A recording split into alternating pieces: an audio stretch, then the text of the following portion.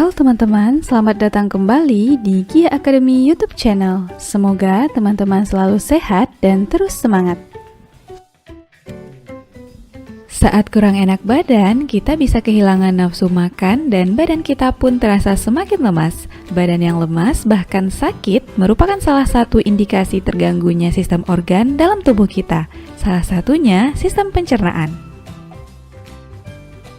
Nah, selain kurang nafsu makan tadi, kebiasaan-kebiasaan berikut juga bisa memicu terganggunya sistem pencernaan tubuh. Misalnya, kurang memakan makanan yang berserat, makan dengan posisi tidur, sering mengonsumsi makanan yang tidak sehat, malas berolahraga, atau karena terganggunya fisiologi organ sistem pencernaan itu sendiri. Semua hal tadi dapat menimbulkan penyakit yang menyerang tubuh kita. Duh, jangan sampai kejadian ya.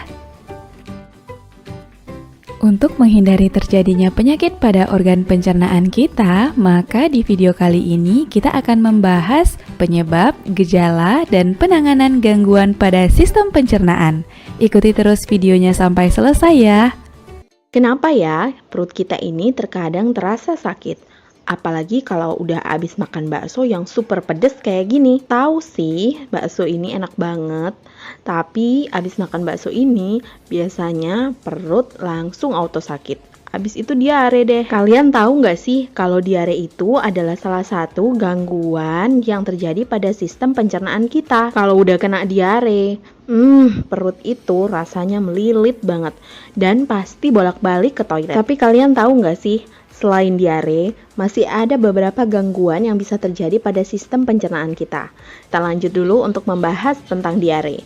Nah, diare ini terjadi karena gangguan penyerapan air, sehingga sisa makanan di dalam tubuh masih banyak mengandung air. Kenapa ya kita tuh kok bisa kena diare? Nah, ada beberapa penyebabnya. Yang pertama adalah infeksi bakteri disentri. Infeksi bakteri seperti Escherichia coli, Salmonella, Shigella, dan juga parasit Giardia. Penyebab diare berikutnya bisa jadi makanan yang kita konsumsi itu mengandung zat-zat beracun dan juga berbahaya. Misalnya saja seperti boraks dan juga formalin. Ataupun makanan yang kita konsumsi bisa jadi sudah kadaluarsa. Kita tidak tahu dan tidak melihat tanggal kadaluarsanya. Jadi harus berhati-hati ya dalam mengkonsumsi makanan. Penyebab berikutnya adalah salah makan.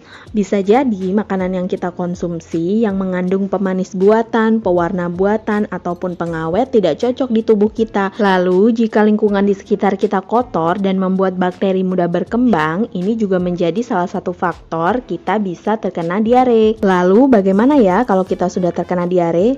Apa sih yang sebaiknya kita lakukan supaya diarenya tidak menjadi parah? Yang pertama adalah banyak istirahat. Dengan istirahat, membuat tubuh kita menjadi lebih segar dan juga lebih fit, sehingga tubuh bisa memproteksi dirinya dan melawan bakteri penyebab diare. Yang harus kalian perhatikan ketika kita terkena diare, biasanya cairan dalam tubuh kita juga berkurang banyak. Hati-hati, jangan sampai kita terkena dehidrasi. Oleh karena itu, ketika kalian diare, kalian harus banyak minum air putih. Jika diarenya cukup parah, kalian bisa mengkonsumsi Oralit. Nah, Oralit ini selain obat seperti yang ditunjukkan pada gambar, kalian juga bisa membuatnya sendiri loh di rumah. Bahan yang kalian butuhkan untuk membuat Oralit hanya air, gula, dan juga garam. Cara membuatnya, sedikit garam sekitar 1 ujung sendok ditambahkan dengan 2 sendok gula pasir dan dilarutkan di dalam 1 gelas air. Penyakit diare dapat dicegah sejak dini, diantaranya anak bayi diberikan ASI paling tidak sampai 2 tahun. Selanjutnya, masaklah air sampai mendidih sebelum dikonsumsi. Lalu pastikan kebersihan makanan dan minuman selalu terjaga. Kamar mandi juga tidak lupa harus selalu dibersihkan. Dan cuci tangan pakai sabun sebelum makan dan setelah buang air. Terakhir, memberikan vaksin rotavirus untuk bayi. Kalian harus berhati-hati terhadap penyakit diare, karena penyakit ini termasuk penyakit yang menular. Penularannya diantaranya dari sumber air tercemar tinja, kemudian makanan dan minuman yang kotor, dan juga tangan yang kotor. Gangguan pencernaan berikutnya adalah sembelit atau konstipasi.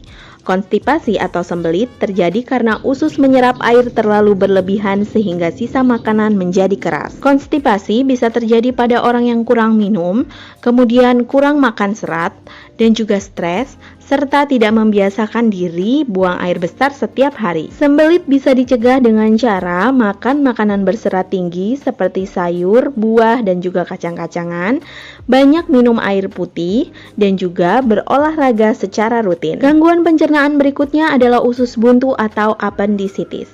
Bener nggak ya makan cabai bikin usus buntu? Katanya sih, biji-bijian yang kita telan seperti biji cabai, jambu, dan juga tomat dapat menyebabkan usus buntu. Nyatanya, itu hanya mitos. Yang sebenarnya penyebab usus buntu adalah pola makan yang rendah serat, tinggi gula, dan lemak. Kurang mengkonsumsi air putih. Sedangkan untuk gejala yang dirasakan orang yang terkena usus buntu diantaranya adalah mual, kemudian demam di atas 38 derajat Celcius, lalu muntah, dan juga nyeri di sisi kanan perut bagian bawah. Usus buntu hanya dapat diobati dengan operasi pengangkatan usus buntu. Kemudian yang bisa kita lakukan untuk mencegah usus buntu diantaranya adalah mengkonsumsi makanan tinggi serat, mengurangi makanan dengan kandungan gula dan lemak, menghindari makanan yang pedas, memperbanyak minum air putih, rutin buang air besar setiap hari, dan tidak menahan buang air besar. Penyakit berikutnya adalah MAH atau yang dikenal dengan gastritis, yaitu radang kronis yang terjadi pada lapisan mukosa dinding lambung. Kira-kira apa ya penyebab penyakit MAH ini? MAH bisa terjadi karena adanya kuman atau kelebihan kadar HCl di dalam lambung, yang sering kita sebut sebagai asam lambung naik. Tapi ada juga loh faktor-faktor lain penyebab MAH, diantaranya adalah trauma fisik dan pemakaian beberapa obat penghilang rasa sakit secara terus-menerus. Lalu sering makan pedas. Ada beberapa gejala yang bisa kita rasakan jika kita terkena MAH. Yang pertama adalah rasa terbakar pada dada, kemudian sering sendawa, perut kembung, mual dan muntah, serta rasa nyeri pada saat menelan. Untuk mengurangi rasa sakit yang terjadi pada saat kita terkena MAH, kita dapat mengkonsumsi obat-obatan pereda nyeri untuk MAH dan juga obat-obatan yang bisa mengembalikan kadar asam lambung kita. Meskipun MAH merupakan salah satu penyakit yang paling sering dimiliki oleh setiap orang, tapi MAH ini bisa dicegah.